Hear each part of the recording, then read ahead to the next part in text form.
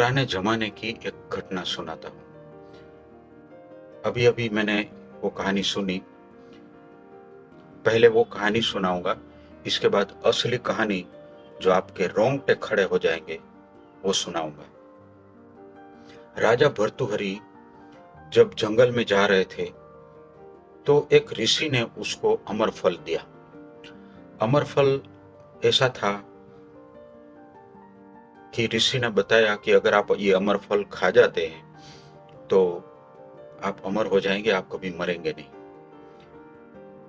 भर्तृहरि वो फल लेके अपने घर गया, अपने महल में गया और रानी पिंगला को बोला कि आप ये अमर फल खा लीजिए, ये खाएंगे तो आप अमर हो जाएंगे।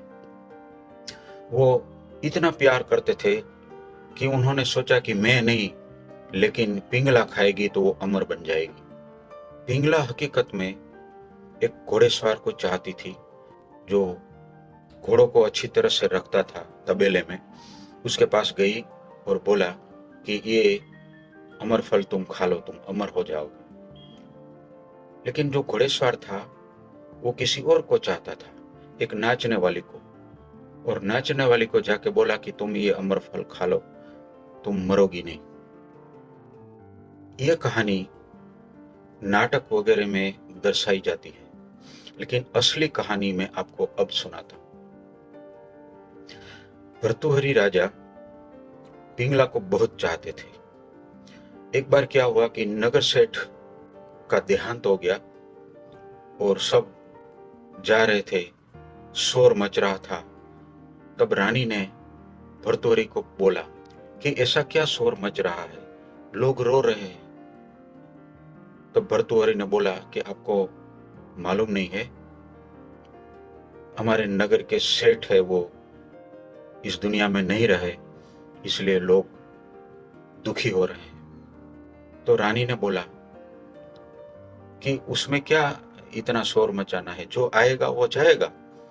लेकिन भर्तृहरि ने बोला बात वो नहीं है, बात ये है कि उसकी चिता में उसकी पत्नी अपना पति का सर गोद में लेके बैठने वाले हैं, वो सती होने वाली है। तो पिंगला ने बोला कि ये थोड़ी सती मानी जाती है, सती ऐसी नहीं होती है। सती वो होती है अपने पति के देहांत का समाचार सुनते ही गिर पड़े और मर जाए। ऐसी सती इस दुनिया में है। तो राजा भर्तृहरि सोचते रह गए। लेकिन एक कहावत है कि राजा, वो बाजा और बंदर, तीनों के ऊपर आप विश्वास नहीं कर सकते।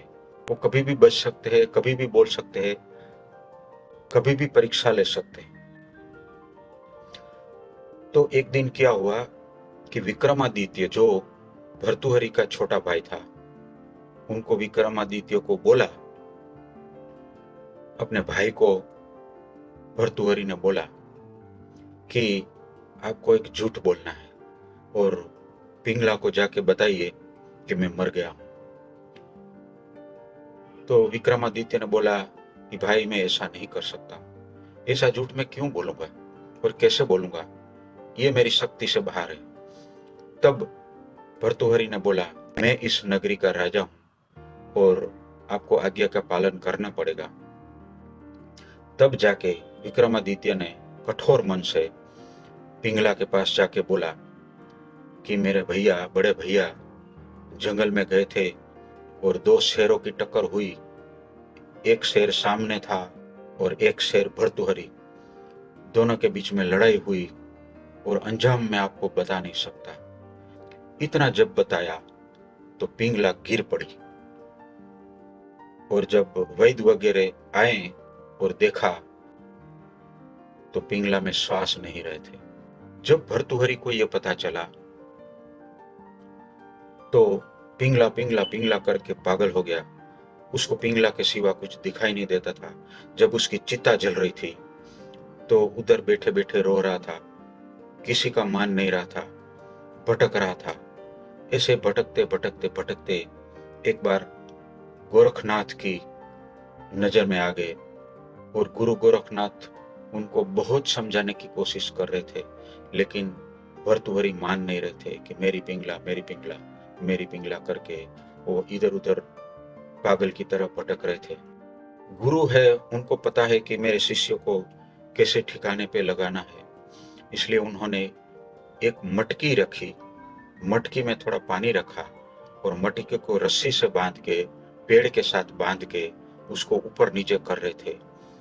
जब ये मटकी ऊपर नीचे हो रही थी तो भर्तृहरि की नजर उस पे गई और गोरखनाथ बोल रहे थे, मेरी मटकी मेरी मटकी मेरी मटकी मेरी मटकी मुझे पानी देती है, मुझे ठंडक देती है, मुझे कितना काम आते हैं, मेरी मटकी मेरी मटकी।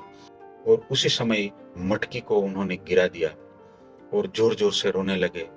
तो भर्तृहरि ने बोला कि गुरुजी, आप क्यों रो रहे हैं, ऐसी तो बहुत सारी मटकियां मिल जाएगी। तब गुरुजी ने बोला कि मेरी ऐसी मटकी अभी कहीं मिलेगी नहीं, ये मटकी अब दोबारा नहीं मिल सकती। तो भर्तृहरि ने बोला, हाँ गुरुजी, मेरी भी पिंगला ऐसे ही गई है, मेरी पिंगला भी वापिस नहीं आ सकती। तब गुरुजी ने बोला, अरे पिंगला तो इधर ही है। तो उसके कान खड़े हो गए, बोले गुरुजी कहाँ है? तो शमशान में ले गए और उधर राख पड़ी थी और राख को उठाया, एक चपटी भभूत उसके हाथ में दिया और उन्होंने जी के एक नृत्यांगना थी जो उसकी शिष्य बनी थी, एक चपटी भभूत फेंक के उसको प्रकट किया और कहा कि ये तुम्हारी पिंगला है। और भर्तृहरि ने मान लिया और पिंगला मान के उसको प्रेम करने लगा। तो ये कहानी भर्तृहरि की है। असली पिंगला कभी दूसरे को प्यार नहीं कर सकती है, असली पिंगला भर्तृहरि को ही प्यार करती है। और गोरखनाथ जी ने उनको गुरु दक्षिणा में पिंगला तो नहीं दे पाए, लेकिन पिंगला की जगह कोई ऐसा पात्र दिया कि जिसे पाके भर्तृहरि धनी हो गया। धन्यवाद।